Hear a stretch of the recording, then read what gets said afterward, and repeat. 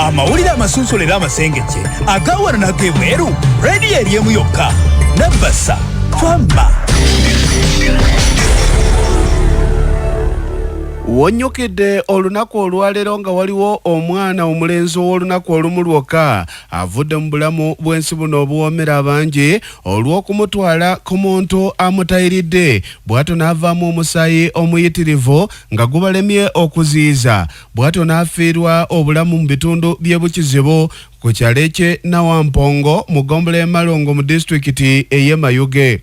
Omukyala ategerekese nga Nampina Aisha kigambibwa nti yakutte omwana wa muliraanwa we omuwere bw'atyo n'amutwala ew'omwami ategerekese nga Katongono mutayirizi ku kitundu agenze n'atayirira omwana ono bubi oluvannyuma lw'essaawa mbale okuvaamu omusaayi omuyitirivu avudde mu bulamu obw'ensi. Kitegerekese nti Nampina Aisha we twogerera mukwate era atemeza amabega amitayimbwa ku poliisi ey'e Malongo. Ssentebe w'ekyalo eky'e Bukizibu Nawampongo Majidu Mayindi tusobodde okwogerezeganyaamuuko naye n'alabula ku bikolwa nga bino nti omuntu atalina bumanyirivu tewandizanyiddenga ku bulamu bwa muntu.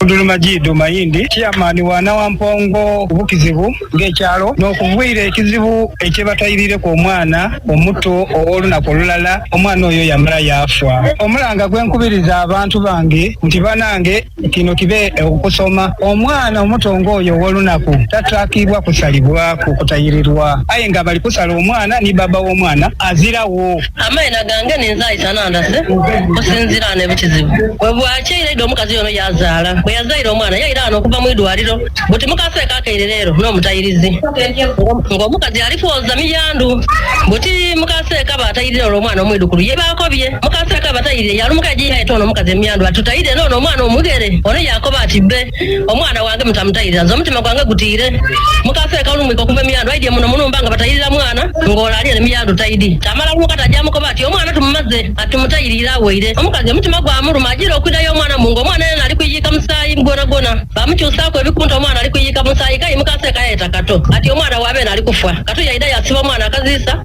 yamala yairayo ekivuyiremu omwana yafa. Kitalo nnyo bannaffe tubasaasideko nnyo.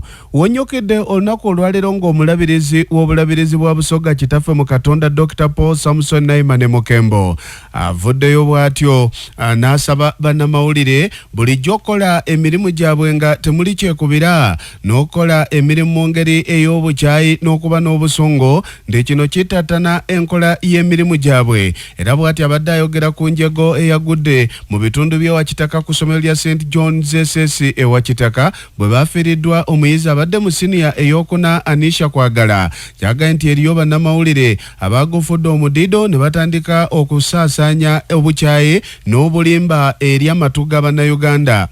Omwana ono Anisha Kwagala omugenzi aziikidde olunaku olwali mu bitundu by'obutagaya mu disitulikiti y'Ejjinja yafidde mu kalwaliro aka St. Nicholas Empumudde gy'abadde addusiddwa okutaasa obulamu bwe kuba abadde n'ekirwadde eky'omutima. Bishop bino abyogedde ng'asinziira ku kkanisa ya St. James Church of Uganda mu kibuga kino eky'Ejjinja bw'abadde asabira abaana abagenda otuula ebigezo by'akamalirizo mu Jjinja Southern Division mu kibuga ky'Ejjinja okuva ku masomero ag'enjawulo. Always try to invite them. I love so much the social medias. The only thing I don't love from them, they report when they have not made research. There is an incident in Jinja, here, Wakitaka. There is a certain radio which reported wrongly and mobilized the people to go to Wakitaka. Here is a student that has been sick. The whole school knows, even the parents know, suffering from heart failure. This is a guy who has been fainting all the time and have been inviting the mother to bring the medication for this. But when this guy died, when the heart failed, there is a radio which went and said, now because in Wakitaka SS, they are killing our children, our students. What a wrong information you are giving to the whole people. It's not to a masomero gadi. Every to be one, so we have the deal there. Pabodanga bulikitu, tubasete oluwero. Ngoyero okuweereza amawulire amalungi, you go to the ground and get the right information. Ng'ebyo bizizza ku mabbali y'essentebe w'eggombolola y'e Bulange mu disitulikiti Namutumba ye Ibrahim Wandera Musolini asabye abatuuze okukakkanya obusungu n'obutaba na tumbizi na buchayi buyitirivu ekibaleetera okutuusa obulabe ku bannaabwe naddala asinzidde ku kikolwa ekyakoleddwa. Famire ey'abantu abana neesaanyizibwawo abantu abatannategeerekeka ababateekedde omuliro mu kiro ekikesezza olunaku olwaleero okukakana nga taata mu nnyumba ye Ezimefasi Uweremukisa myaka 3 oyo mufu. Namuyanga Anet myaka 25 maama naye aluguzemu obulamu awamu n'abaana baabwe ababiri okuli Judith 2 emyaka 10 ne Silvia Bamukisa ow'emyaka 4 gyokka egy'obukulu. Kitegeerekese nti bano baakuziikibwa olunaku olw'enkya nga Mussolini bw'asobodde okutunnyonnyola nga awayamu mukono waffe Cyrus Wekia.